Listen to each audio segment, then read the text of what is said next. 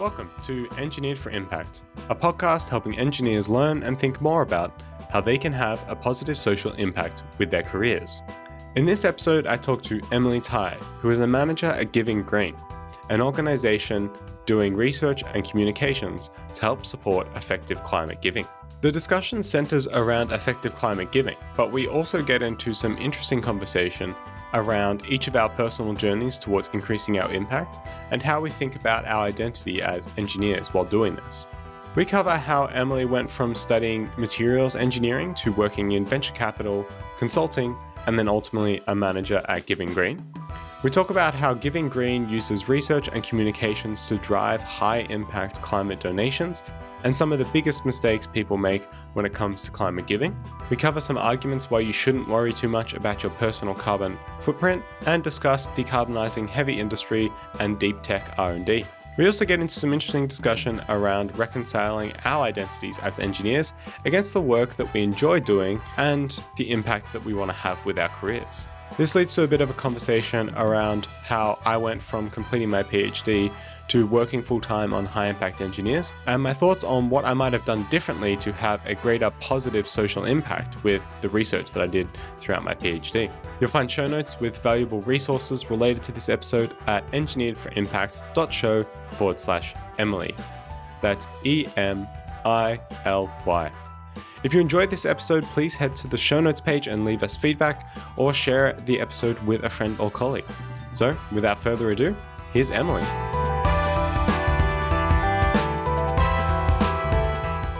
I'm Emily. I work at Giving Green, where my job title is manager. Manager basically means I do a little bit of everything, but mostly split my time between operations and communications. And Giving Green is a research and advocacy organization dedicated to finding effective climate giving opportunities. Terrific. Well, thanks for joining me today, Emily. I'm really interested to sort of dive into some of the work that you've been doing at Giving Green and what Giving Green's all about. But I'm curious if you could start by sort of taking me through your journey from studying engineering to now be working as a manager at Giving Green. Yeah, so it's very convoluted, and there is no rhyme or reason to most of it. But Those are the best types of journeys. yeah, that's what I tell myself. I went into school as a materials engineer. I thought this was good because I knew I wanted to work in climate. Basically, I've known this since I was like a kid, and I have taken that path. And materials is a really good field to be in for climate because a lot of the energy technologies that are needed for a renewable future, for a clean energy future, are reliant on materials. And so a lot of my classmates were materials. I learned a lot about climate and energy. I got bored. I really like science, but I am a very impatient person, and I didn't want to sit in a lab for 5 years to get a PhD and then get a tenure track position and then invent something and then pray that it makes it to market after like 20 more years. So I wanted to look at other avenues of social change. I did some community organizing with local environmental groups in Massachusetts, where I went to college.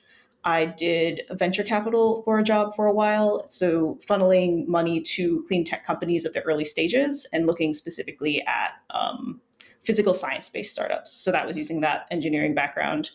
And then I did a little bit of social science consulting, and that was just something that I found interesting, and it was a good opportunity for me, so I took it. There is like no relation to the work in climate or the engineering degree, but I do find that like a broad background is useful in interpreting those problems.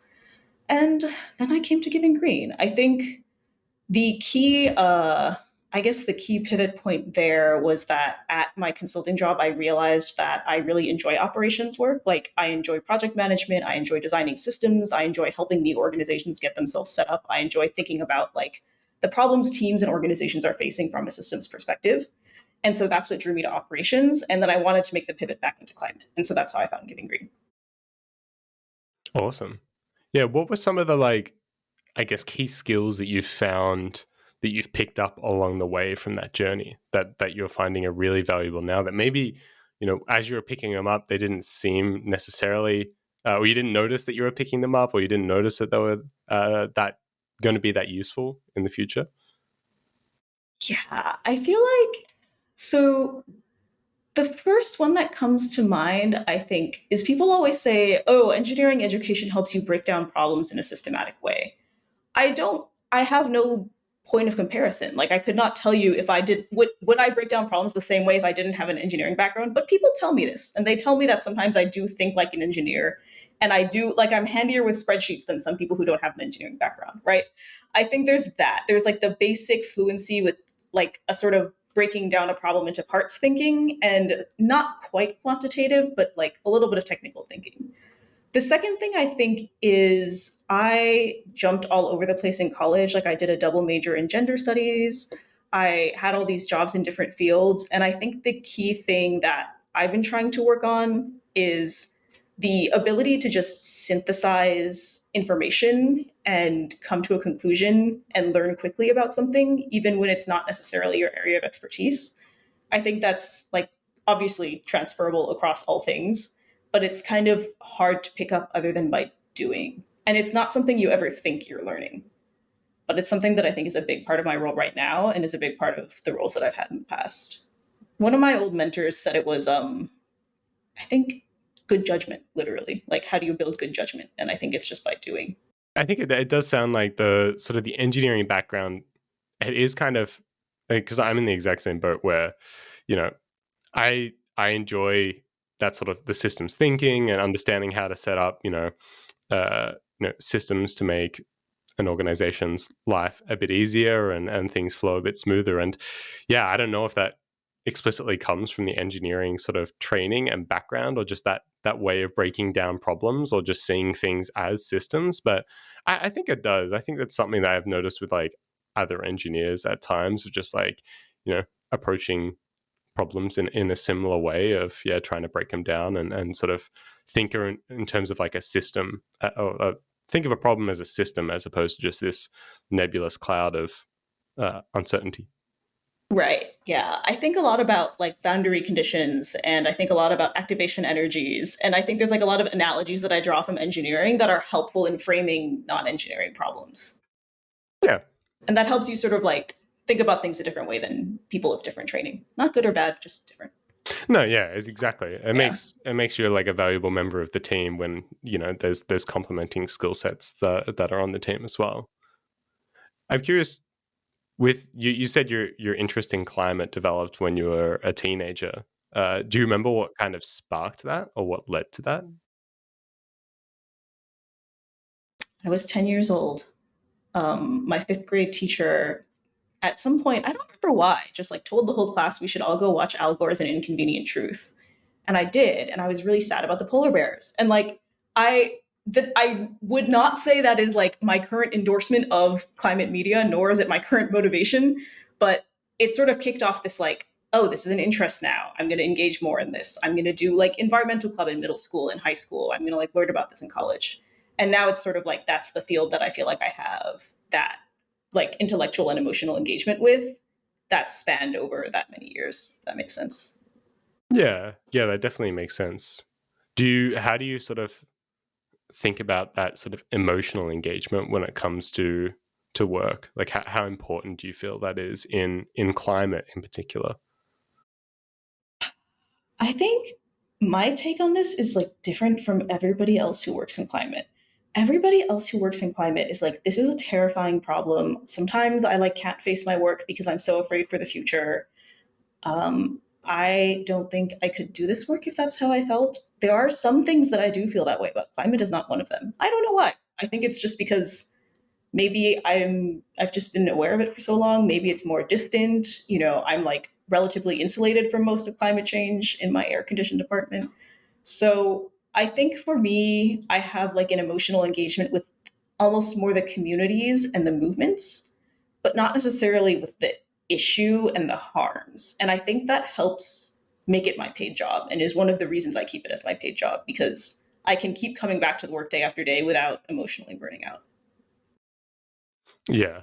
Yeah, that makes a lot of sense. If you want to be doing that for the long term, you really can't be going in every day feeling like you're in, constant fight or flight mode, trying to, Yeah. save the world every day of the week. That's Yeah. that would just be exhausting.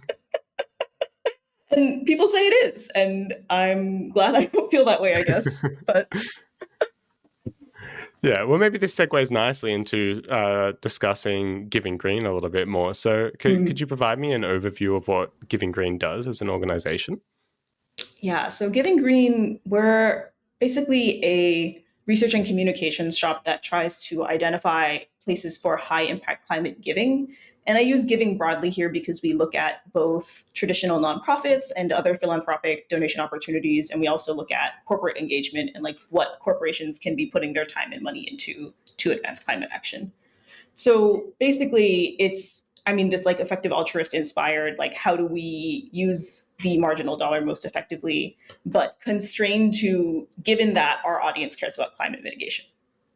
Right. So there's kind of three main activities. There's kind of consumer level sort of donations. There's, I guess, high net worth individual philanthropic donations, and then there's uh, like corporate volunteering or corporate pro bono work. Is that sort of the third category?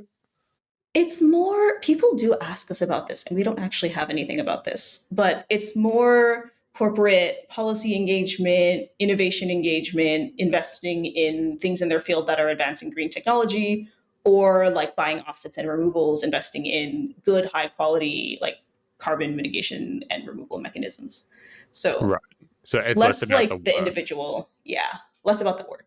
and it's more about how they kind of integrate climate considerations into the way that they work. Yeah. I think, well, not quite.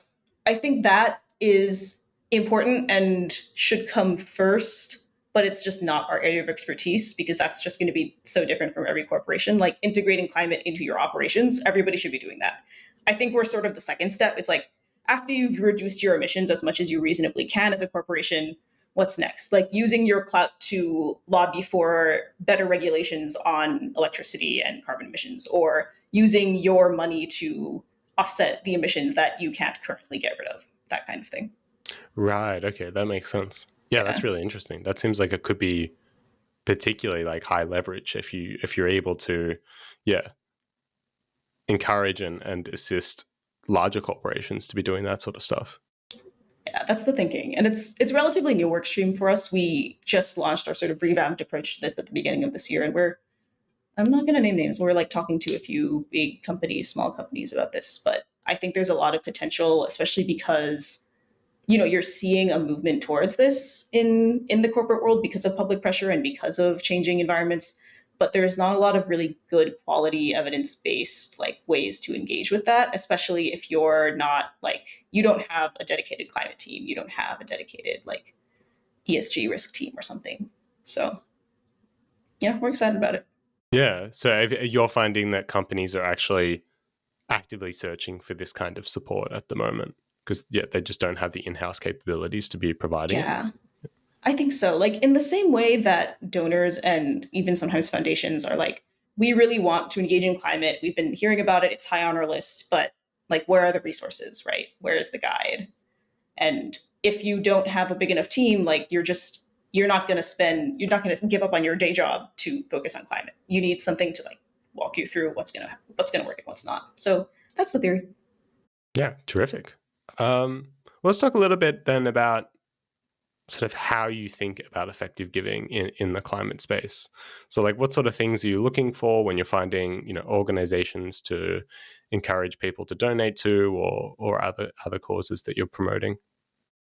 So I think for Giving Green, I am not on the research team. That being said, what we do is generally sort of first we identify sectors. So, what we think is a sector within climate action that is, if like I assume a lot of folks listening to this might be familiar with the importance, tractability, neglectedness framework. We use something similar but adapted more to these particular space we're working in. So we say scale, feasibility, funding need. Basically, what kinds of sectors have a big potential to impact the climate problem, are feasible to be something that's addressed, and also there's need for more funding to flow into that space, sort of irrespective of like the current level of funding. It's like, what is additional funding going to do, even if it's already something that has a lot of funding? That's sort of the distinction between that and neglectedness. But so we look at a sector level like that. Like, what are some impact strategies? I think we call them impact strategies that are making impact strategies that are sort of the top in those categories in climate. And then within each of those sectors or impact strategies, we start looking for organizations.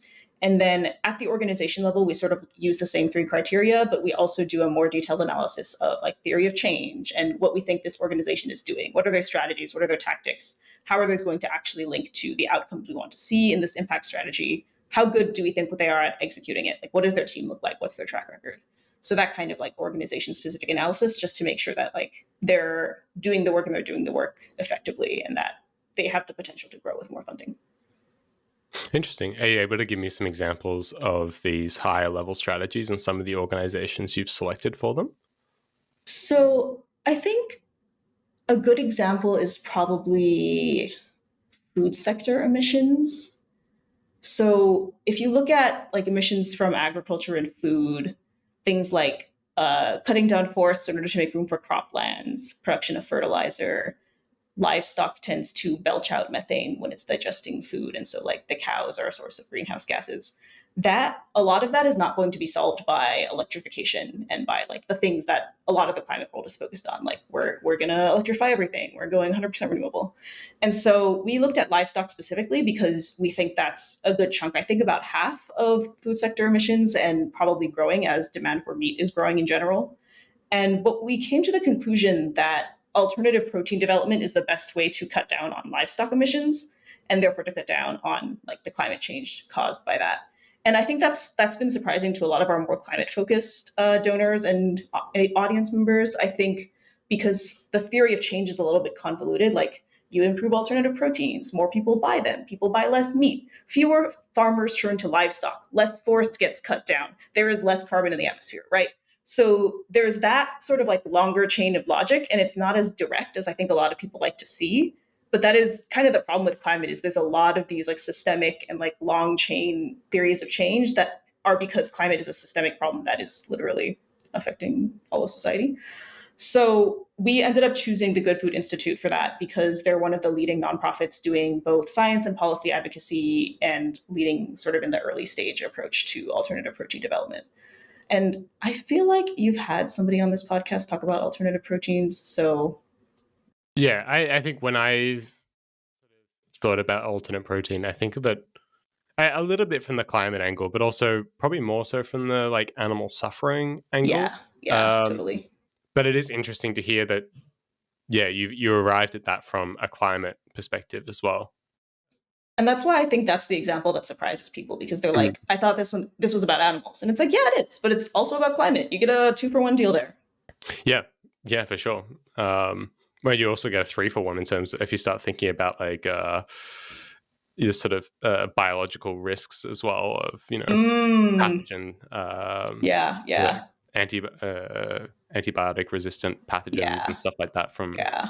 from large scale farming. We should stop large scale farming of cows. There's a lot of good reasons to do this. Yes, yeah, for sure. Um, Given that climate's like relatively well funded compared to some other sort of cause areas that people generally care about, like how do you think about funding in that context? Totally. So I will say from Giving Green's perspective, it's just like not a question we answer. Like we assume that our audience cares about climate mitigation. We're not going after donors that are interested in other causes. We don't go to global health donors or to like long-term risk donors and say, hey, you should be giving climate change instead. And there's a lot of appetite for climate giving right now. So I think like we're just focused on serving that audience. From my perspective, so this is just like purely me at this point and not something Giving Green has ever written. I think like climate climate philanthropy is something like less than 2% of overall giving. And climate change is kind of a large problem. So I think I'm not too concerned about climate being well funded. I think more dollars into climate, especially when you're selecting for high impact strategies within climate, are still going to be doing a good thing.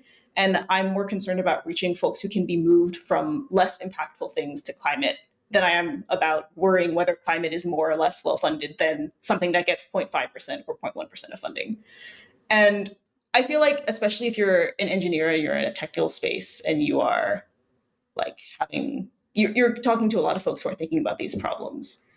I think there's like a certain tunnel vision of, oh, like these are the big issues of the day. Like everybody's talking about climate. And like most philanthropies are still giving to like the opera and animal shelters and getting their names on Harvard buildings. And I'm more concerned about reaching those people and being like, hey, like, yes, those things are important, but you know what else is also important? This thing that gets 2% of philanthropic funding. So like I feel like that's where my energy is. It's like, go be mad at those people. Don't be mad at the climate people. Yeah, that sounds like very reasonable, and particularly just the perspective of, you know, if people are giving to climate, you want them to be, you know, putting their money where it's most effective. So if they're going to give anyway, then they may as well be giving to, you know, some of the most effective charities and opportunities in that space to actually make a difference. Yeah, exactly. Exactly. What are some of the like common mistakes that people make when it comes to climate giving that you've found when you're, you know, talking to individual donors or sort of larger philanthropic donors? What are some of the like common misconceptions or mistakes that they're making when they're trying to give effectively or just give towards, you know, improving the situation around climate change? I feel like the biggest mistake for people, like especially people entering climate, is you want something that looks direct and seems satisfying, and that means you end up planting trees. And, like trees are good. We do need trees. I support trees.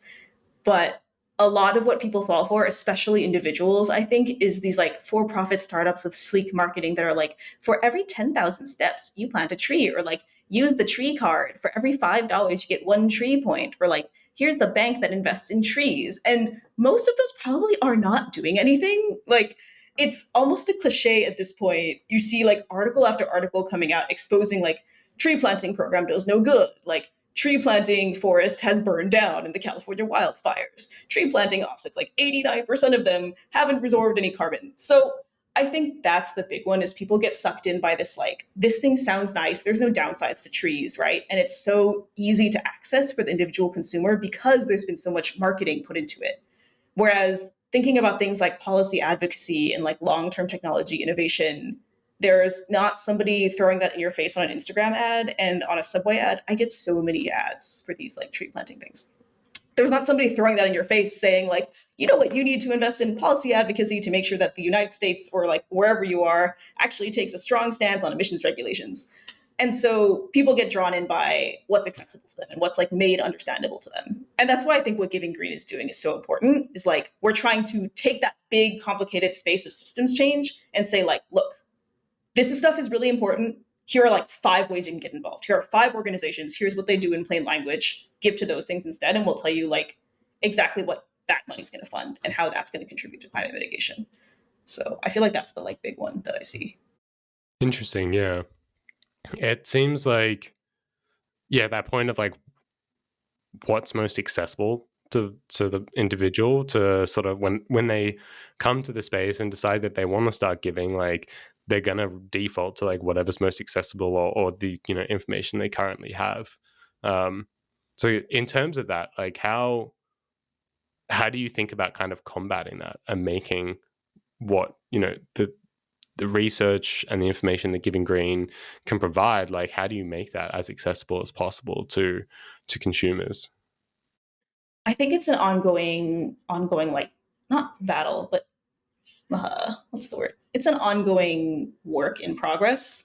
We've been we have this like long-term goal of becoming the first Google result for like best climate change charities or something, and we're getting there. So it's like having evidence-based resources be the easiest thing to find instead of like this random list if you Google right now that's like I don't even know what it's based on, but their website just has really good SEO. And so part of it is that is like finding the avenues where people are giving. Like somebody Googling best climate change charities is about to donate to a climate change charity. How can you intercept them and say, like, here is a thing that is evidence based, that is like easy to use, that is going to tell you what you were going to get from that poor quality listicle, but with actual hours and hours of research behind it. So that's one thing. I think the second thing is always trying to make sure our content is both accessible and transparent. Like we have Twitter, Instagram, LinkedIn, like we have ways for lay people to engage with our content that we try to keep like plain language and accessible to anybody who finds it. And then we have these like 20-page reports, cost effectiveness analyses, giant spreadsheets for the real energy wonks or whatever who really want to dive in. And that's because we think it's important that all that information be out there and be like available to people who want to look at our research, but also that for the vast majority of people who do not want to look at that, they need the summary, they need the takeaway, they need the highlights, they need it in a little infographic. So there's just like making sure that in the, I don't want to say in the attention economy, but in a world in which people are constantly having to sift through information, making sure that ours is available, is easy to understand, and is easy to remember. Yep. Yeah, that makes a lot of sense. So kind of presenting this easily digestible, sleek sort of take-home message at the top, and then at the bottom you've got that backed up by the Yeah, research, the spreadsheets, the reports, and everything, which are all publicly accessible and people can dive into if they need or if they want. exactly. Yeah, Exactly. yeah, that makes a lot of sense. Um, do you have any views on like carbon offsetting, or how does that sort of fit into Giving Green's research and recommendations at the moment? Carbon offsetting. So we think that if you're an individual, you should not be offsetting your carbon footprint. Like, just give to a nonprofit. That's going to be much more impactful. It's going to be much more important. And it's something that you can do that Big Business Corp ABC Inc. cannot. Because Big Business Corp ABC Inc. has this net zero plan that it committed to with its investors because of ESG risk, and they have to buy offsets. Sorry, what's ESG risk? Like environmental social governance risk, it's this framework that corporations use to it's sort of seen as a social responsibility thing, but at the end of the day it's an investment risk thing. Investors are like, we want to make sure you're handling these things because we see that banks and public and shareholders care, and so we want you to have some kind of plan about it, basically. Right, that makes sense. Individuals, you can do whatever you want, so you should do what's actually going to make the most difference. That's donating to those effective charities. Big Business Corp ABC Inc. is constrained by its net zero plan that it's committed to purchase offsets. And so we think that if that is the case, if they're like actually have that constraint, they should be purchasing really good quality offsets. And so we have this line of research dedicated to finding high quality evidence backed offsets, whether that's like you can see the carbon going into the ground, or it's like there's an RCT verifying the behavior change actually reduces emissions. And so offsetting has its place, I think, but it's just, we think it's sort of a last resort for climate impact. If you can do anything else, you should be doing something else. Right. Yeah, because I think some people, you know, I've heard sort of the argument of like people not wanting to have children, to have fewer children because they don't want to, increase their carbon footprint indirectly through, putting more people on the planet. And then the counter argument being, well, if you're concerned about that, you can just buy carbon offsets to sort of offset that impact. But I guess you could also do the equivalent thing of like, well, donate to a charity working in like an effective charity in the climate space, and that will be even better than, or would cost you less for the same amount of equivalent carbon offset or something like that. Yeah. It will cost you less. And I also just don't think people should be sitting around trying to offset their individual carbon footprint by donating to charities. Like, you should have children if you want to have children. And I think it's sad that the climate crisis has gotten to the point where it is a reproductive justice issue, and it is like an issue of people are having this concern about like what kind of world is my child going to grow up in, or like not having access to the resources to care for their child in like a warming world. I think that's tragic. And I also think if you care about, like, what's the point of caring about climate change if it's not so that, your future generations are going to have a better world? And so if you like, it just, I don't know. I understand the feeling. And I also think that like, it's an unhealthy narrative that the climate movement has adopted of like, kids have a high carbon footprint or whatever. Like, I just don't think it's productive. Yeah. Do you think if more people understood how effective their donations could be to climate charities, do you think that could change that narrative? If people felt like they had more power to actually, like, I guess, compensate for this. I don't want to use the word offset because it's too closely tied to carbon offset, but to sort of, to mitigate their concerns around, choosing, a slightly higher carbon footprint lifestyle or product, or, deciding to have, more children instead of less. Like, if people understood just like how low hanging some of the fruit in the climate giving space is? Do you think that it might change the way people think about this stuff? That's really interesting. And like, maybe I think what you said is the key word there was like if people felt like they were empowered to make a difference, that like they knew that their donations were going to have that much of an impact. And I think this is purely a personal opinion, and I have absolutely no training in this. So this is like purely conjecture.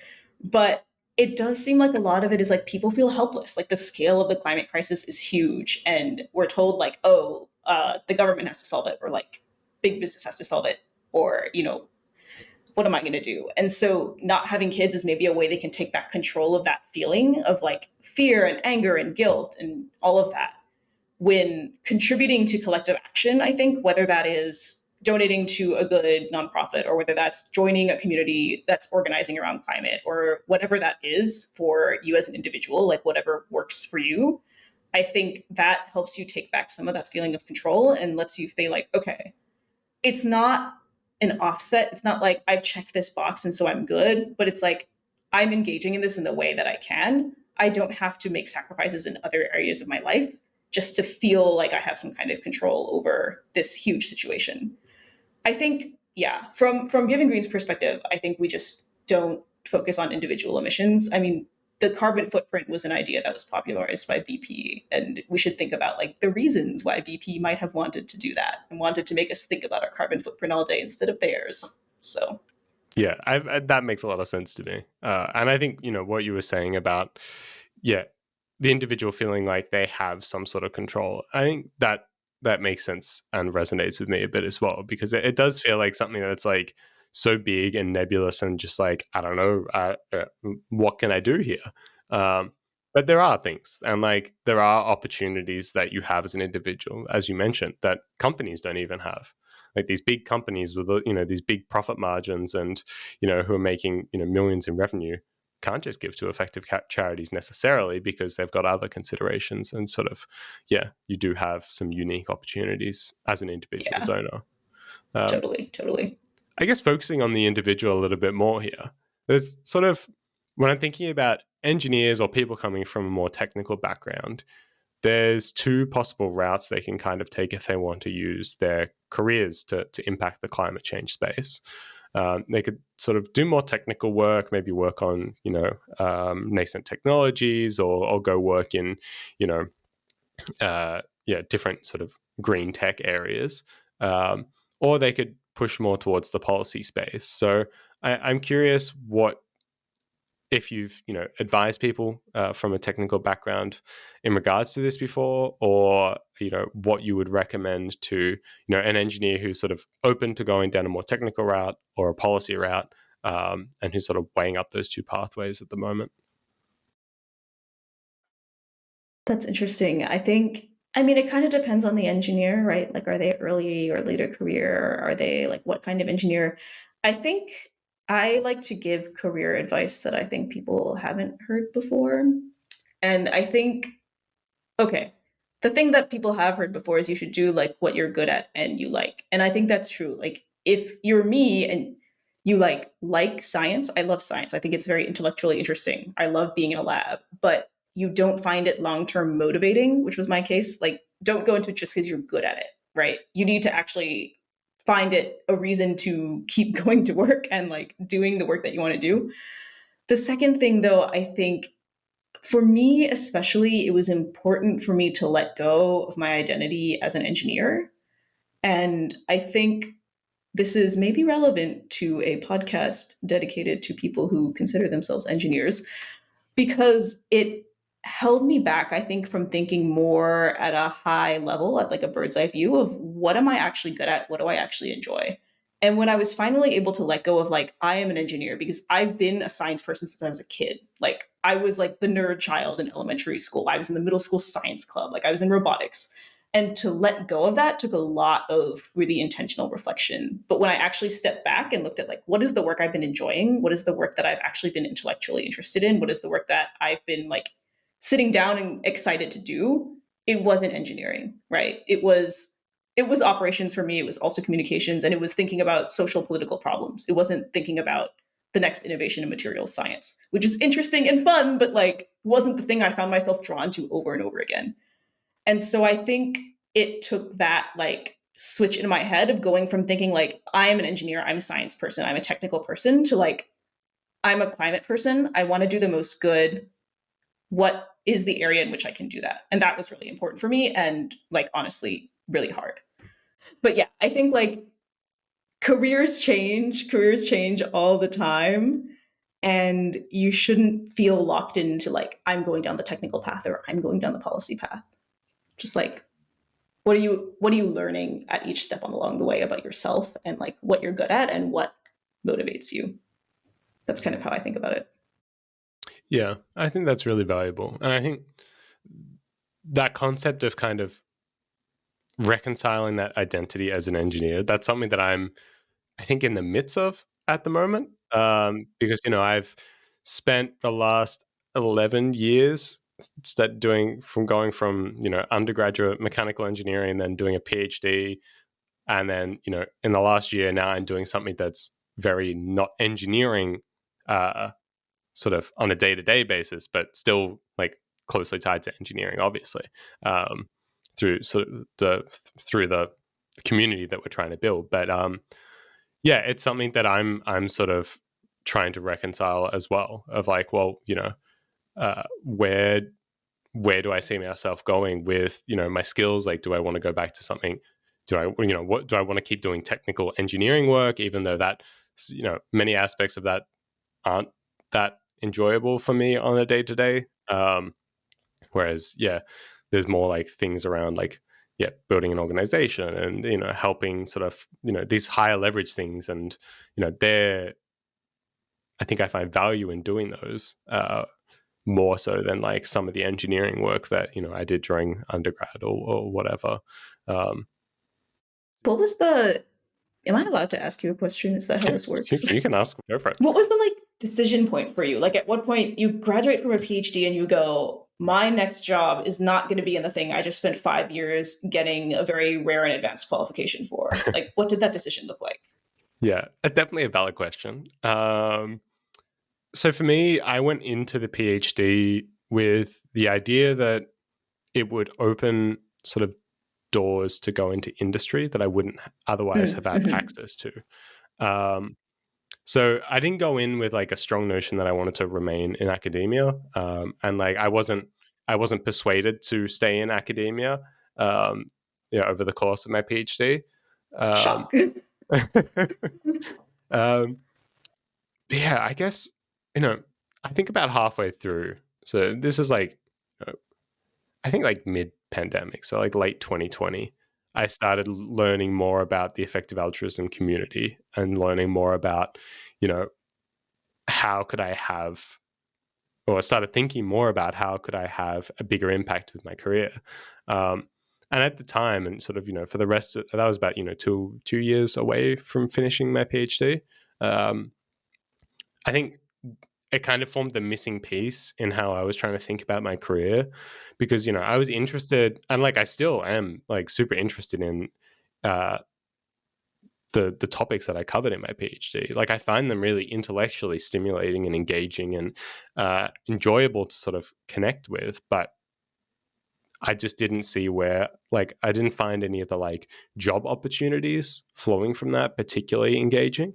Um, they kind of yeah. So when I sort of learned more about and started thinking more about how to have a greater impact with my career, that kind of was like the missing puzzle piece to a sort of like a framework of thinking about my career. Um, and so I kind of resolved after I finished my PhD to spend maybe, 4 to 6 months testing out a couple of different paths. So I was considering like data science and sort of, which was a bit more related to the PhD work that I was doing because I was doing a lot of data analytics for that. Um, and then entrepreneurship was another thing that I was thinking about testing out. So the opportunity to help start a high impact engineers popped up and I kind of just jumped on it. And, we applied for funding and got given funding. So it kind of just, snowballed very quickly. and I kind of just made the most of that opportunity when it presented itself. But I think I was able to do that because 2 years prior, I had started thinking a little bit more about, how could I have more of an impact with my career. And so, yeah, it was kind of like a somewhat like longer and slower journey that just sort of like accelerated very rapidly over the course of like a month or two last year. Yeah, no, sometimes things just fall into your lap and it's like, oh, this is surprisingly a great fit. But no, that makes Yeah. sense. It's like thinking like you laid the groundwork for yourself and then the opportunity arrives, but like the opportunity doesn't arrive unless you've laid that groundwork and thinking and like being open to it.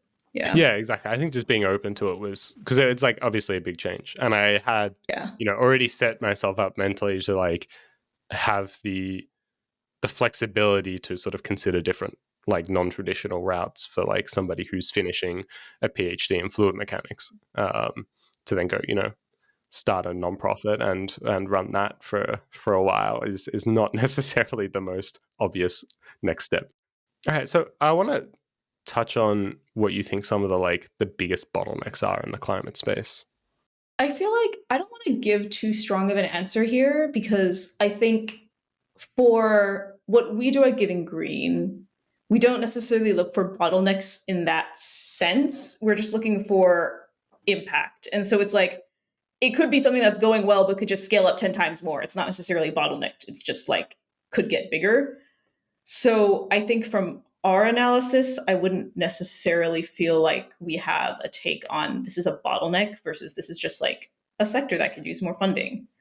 I think it's also, if we're thinking in terms of career advice still, I think it's also maybe not that interesting to think about bottlenecks, honestly, because they change so often. Like when I was going into college, the whole thing was long duration energy storage. Like, oh, we have all these renewables, but we need batteries on the grid. And so I was like, I'm going to be a materials engineer and make some batteries. And half the people I know from that class like worked at a battery startup, and there's so many battery startups now. And like, yeah, it's still in some sense a bottleneck because the tech isn't mature yet, but it's not what I would say is like a neglected field at this point. It's not where I would say like this is the thing that we need more of, battery innovation, because now there's like a million and one battery startups. And then I think on the policy end, right, in the US context, like I can't really speak to anywhere else, but like 5 years ago, the public cared about climate change. The public wanted action on climate change. You saw this all over in polling, but nothing was happening because the bottleneck was like that sort of actively engaged base of people that was going to push it to electeds, push it to officials, make it a priority instead of just like, this would be nice, but because like this would be nice does not get passed. So, and then that was solved by like Sunrise and by these other activist movements that actually pushed it to the top of the agenda for the government in like 2020 plus. But that's now not the bottleneck because climate is now, it's on the agenda. It's like the thing that gets asked about. It's, hopefully that stays the case.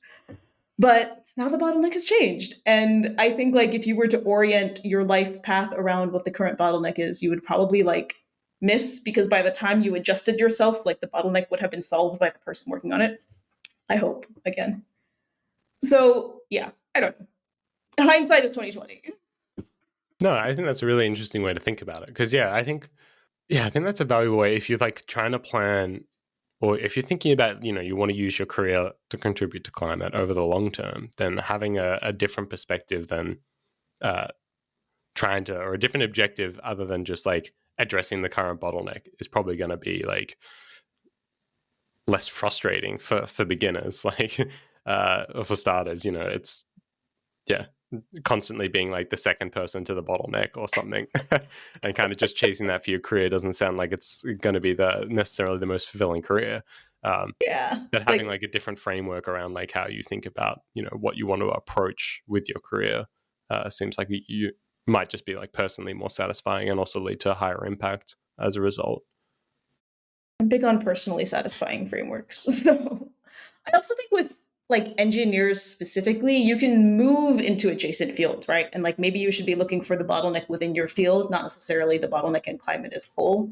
Like I think probably industrial decarbonization is a big bottleneck right now in terms of technical capacity and like where the innovation is and like just the scale of the technology and the affordability of it. Probably both at the tech level, but also at the sort of business who's buying this. Like, how are we getting this into the hands of customers? Like, how are we de risking this for people who can actually use it? that's probably a bottleneck. And then you could move from there into like a different area of heavy industry, or you could move from there into a different kind of technology depending on what you were working on. But yeah, that's now I'm going to say that's my personal opinion also. And informed probably by like my particular background in VC more than anything. Right. So are you able to elaborate a bit more on how that's informed by your background in VC? Mm. So it's because my the venture capital firm I worked for after I graduated for college was focused on physical tech innovation, specifically in B2B, business to business sales. So we were looking at startups that were commercializing things based on physical engineering innovations that were being sold to business buyers. And what we found is that first of all, there's not a lot of support for that kind of startup. Like most VCs, they want to see software returns, they want to see 10x in 5 years. They're not investing in something that you have to sit in the lab and like scale up from bench scale to like industry, like at plant scale, because that takes time. And so it's growing, but there's less financial support for that. It's harder to de risk.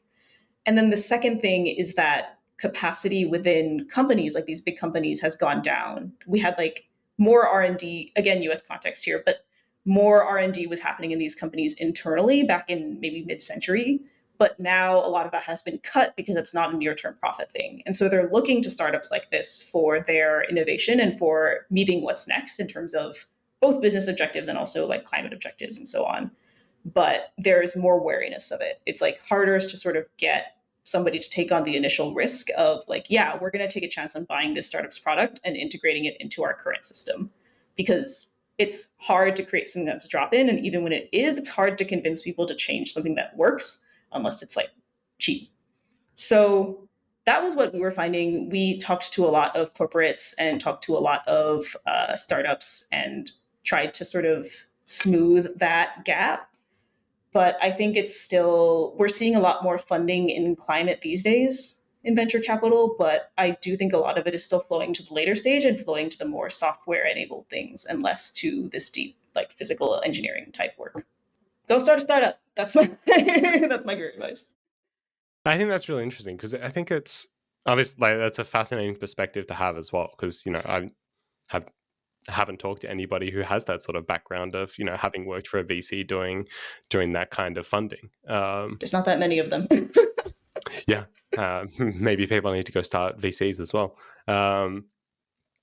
Yeah, so I guess one potential pathway informed by what you've said there could be to like think about this deep tech and like assist in getting that to the point where a bigger company could adopt it, but then also being open to being flexible and then going on and actually like helping them integrate it and scale it up and like spread to other businesses or something as well, and kind of not, I guess it kind of comes back to sort of what we were discussing before around like my sort of decision to move away from engineering. It's kind of like lay the groundwork to be flexible for to making the most of opportunities, and kind of you might go in thinking like I'm going to work as an engineer on the technical side, but also be building up skills around like understanding how the business considerations around this, the broader sort of context of the industry, and kind of how the bigger picture things sort of play out over the course of years and decades, as opposed to just like how do I get this tech to market. Yeah, totally. I think like maybe it's because I'm afraid of commitment, but like optimizing on future optionality has always been important for me. Like, what skills am I building that can either transfer within this industry or across industries in this same function? Interesting. How have you been like doing that, actually like actioning that with your career so far? I think just by trying to narrow down what it is that I want. Like, I think making the statement, I want to stay in operations, right? Now I'm looking for ways to build my operations chops that are not specific to a small fiscally sponsored entity inside of a nonprofit that does climate philanthropy engagement. And so that looks like taking on projects with our broader fiscal sponsor that are focused on different layers of ops. That looks like thinking about our ops problems from the perspective of like okay, this is what giving green should do, and like what are the resources I'm using to come to that conclusion? Like what kinds of people and resources and thinkers should I be familiar with? Yeah, really interesting. Yeah, I think there's value in just trying to build out those skill sets that are just very generally applicable, and that are not not everybody has those, but those who sort of have them and then can integrate it with other sort of skill sets can bring to bear like a really unique portfolio of skills to a role. For people who are wanting to learn more about how they can give, or maybe let's split this up into sort of the three sort of target audiences of giving green. So for individuals, for people who are maybe connected with high net worth individuals or bigger philanthropic giving companies, organizations, and then for companies or people who are working at companies or maybe have some like leverage on a company context, what three resources or few resources might you recommend to people in each of those categories for learning more about climate giving? So, yeah, starting from the individual level, I think one thing is look at Giving Green's resources. Obviously, we've put a lot of effort into making them accessible and useful for all people looking to give to climate. But I do think at the individual level, there's a good argument for engaging with climate communities on this. And I honestly don't think I have a specific resource in mind where I'm like, this is where you should go to learn about climate giving. It's like, what aspect of climate giving do you care about? Like, do you care about giving highest impact no matter what that means, and impact by what metric? Impact by like climate mitigation, impact by long-term climate damage, impact by like justice and equity consideration, impact by like, I don't know, economic consideration.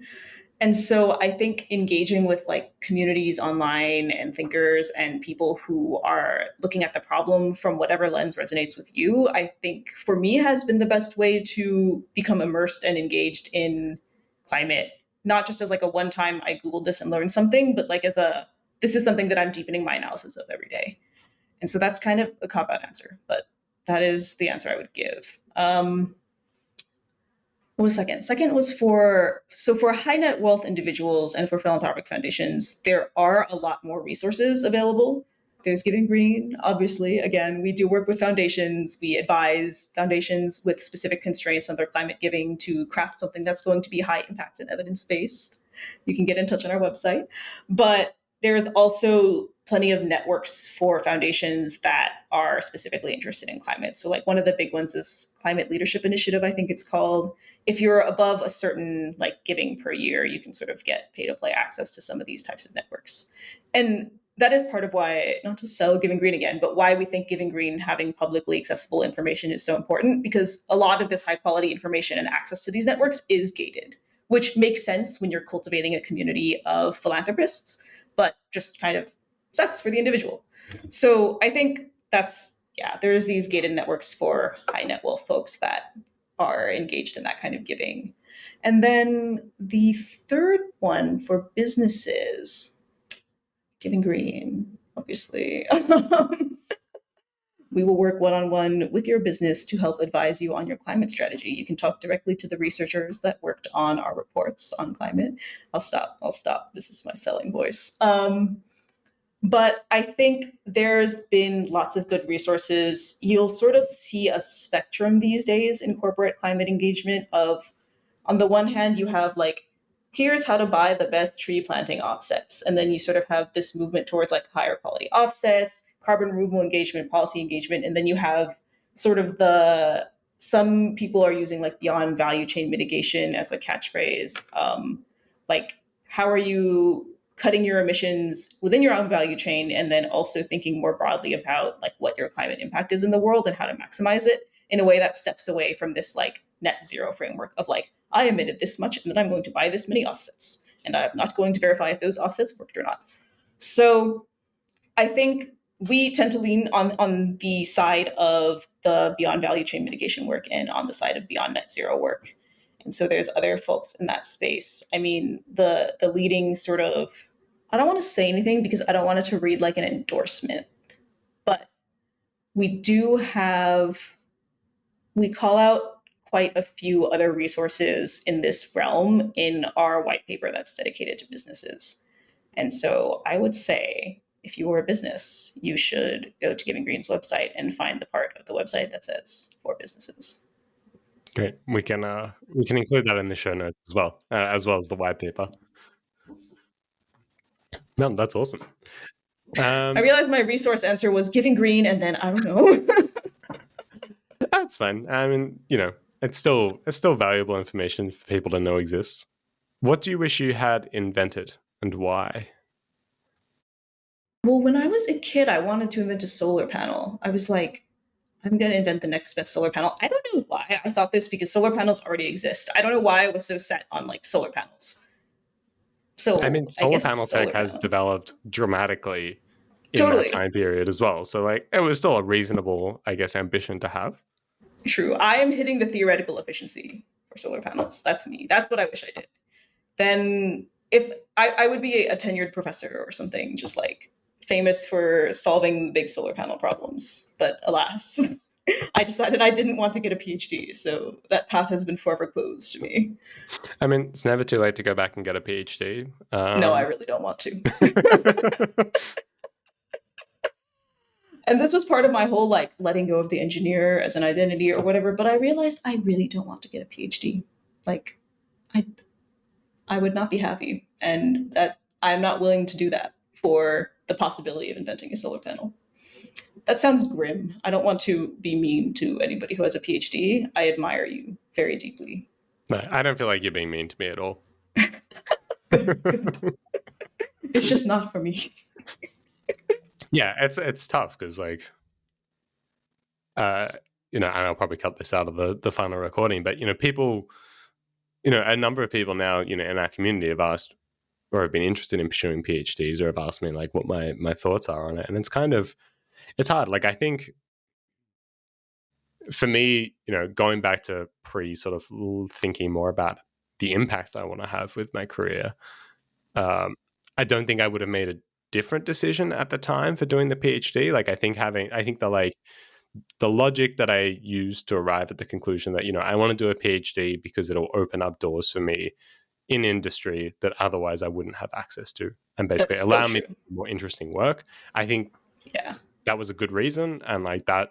I mentioned this before in other discussions on the podcast. Like having that as a thing to fall back on was good for those the darker sort of times of the PhD where things aren't going well, or you kind of want to give up. Having sort of something like that, sort of a good reason for doing it was valuable. Yeah. I That makes don't. sense. I really don't know though if I had been thinking more about impact, if I would have done. I'm not sure if I would have done the same PhD or if I would have maybe switched to a different topic or switched to a different focus. It's just really hard for me to say. Yeah. Because like you have to put yourself in the mindset of who you were at 22, right? And like what were you even if you were thinking about impact, you were thinking about it in a different way. Yeah, I'm not even thinking about it from impact. I'm just like nobody I know with a PhD is happy. So why would I do that? yeah, it's Why definitely a would I do tough that to thing. myself? Yeah, I do ask It's a myself that time. sometimes. Yeah, I think like if somebody was like really interested in doing, because I think there's a bunch of really valuable skills that I developed in the PhD, Totally. and even Yeah. just the mindset of like, I mean, I kind of consciously went into it thinking, I'm going to approach this as like someone with a startup. Like the success of this PhD ultimately rests on my shoulders and mine alone. And like, I've got supervisors there to support me and who I can bounce ideas off, and they can give me sort of their more expert opinion on like what I'm planning to do. But at the end of the day, like, if this all falls over, it's because I've let it fall over. And so I think, going in with that idea sort of early on allowed me to kind of, I guess, build up some like small skills. Like I took, task management and how to like manage my projects like a lot more seriously, because I was like, this is, a good skill to be able to build. Like, let me figure out like a system here that I can use to sort of track my tasks and capture things like, as they come up, and, just stay on the ball with stuff.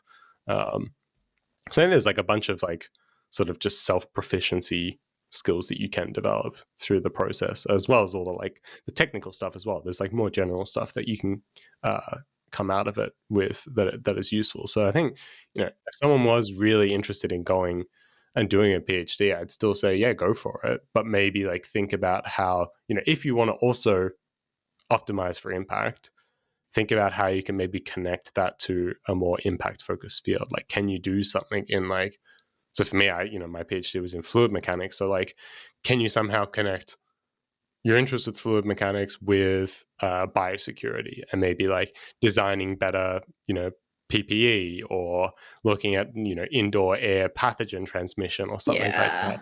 Like there's, Yeah. I don't, I think that's a way that I would like maybe go about it if I was going to do the PhD again. Then maybe looking at like, how can I integrate it closer with industry or closer with somebody who's like actually doing things that are going to change the world now, or like feel like higher impact now, and trying to sort of Mhm. integrate it that way. Yeah, no, that makes a lot of sense. I like the thinking of it like a startup thing, because it's like most startups also fail. No, like not that PhDs fail. Like you get the PhD, but maybe it wasn't like you didn't do groundbreaking research that made it into Nature or whatever. I don't know what the equivalent of Nature is for fluid mechanics. Also Nature, Science. There's a couple of like publications, like Journal of Fluid Mechanics is kind of like, if you get like a paper in there throughout your PhD, Yeah, then you'd be that's the pretty thing. pretty happy with yourself. um, Yeah. yeah, which, and like my PhD fell into the other end of that category, where it was like, or like the category that you sort of alluded to there, where it's like it was kind of like an incremental thing, and like there was nothing groundbreaking that came out of it, and I didn't even have time to publish any papers from it, and like I still got a bunch of value out of it. But yeah, it's definitely not like the equivalent of a startup becoming, like a multi-million-dollar company and getting, Mm. you as a startup founder getting bought out for big bags of cash. Yeah, yeah. Front page of Forbes. It's very, I see what you're saying though, that it's very like thrown in the deep end of I am my own boss and I'm managing my own time and my own success. And like that skill is going to take you anywhere, because I think it goes back to this like discussion about like what is good judgment and like what is good information synthesis, and taking that, and that, that is something that a PhD student has to do. And then that carries on forever. Yeah, the focus on like evidence and logic, and like actually validating each step of your chain of logic, or even just like being like, well, this is what I think could happen, and this is why I think why it could happen, and here's why I'm uncertain about it, and here's like some things that I would want to address to reduce my uncertainty.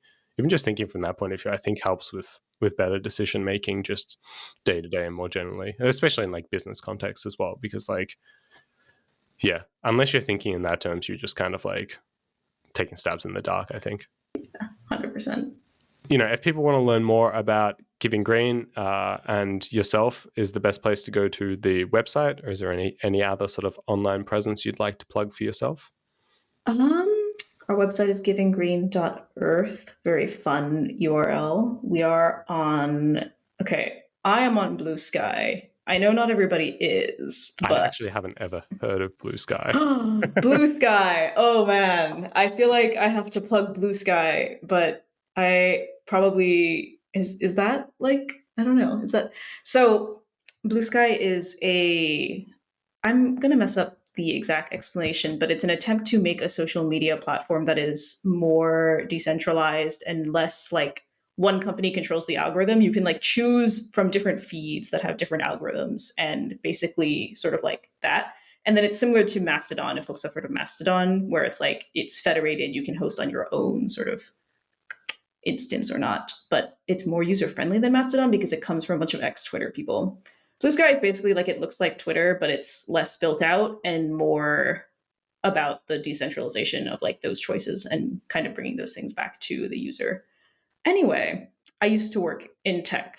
I forgot to mention that, but I had a stint at Twitter. Anyway, Blue Sky is great. I'm on Blue Sky. Everybody should join Blue Sky. I have 3 codes left. If anybody listening to this podcast wants a Blue Sky code, but we're on Twitter, we're on Instagram. We don't use it. We're on LinkedIn. We're on Facebook. We're all over. Giving Green is all over, and I am individually all over. platforms. So find us on the internet. Awesome. Well, thanks so much for coming on the podcast and having this discussion. It's been a lot of fun. Yeah, likewise. I hope you enjoyed that conversation with Emily. For detailed show notes, head to engineeredforimpact.show/Emily. That's EMILY. If you'd like to support the podcast, the best thing you can do is leave us feedback. If you head to the show notes page, you'll find a form there to leave us anonymous feedback, and we use this to help improve the podcast and make it more valuable for you. Thanks for listening, and happy problem solving.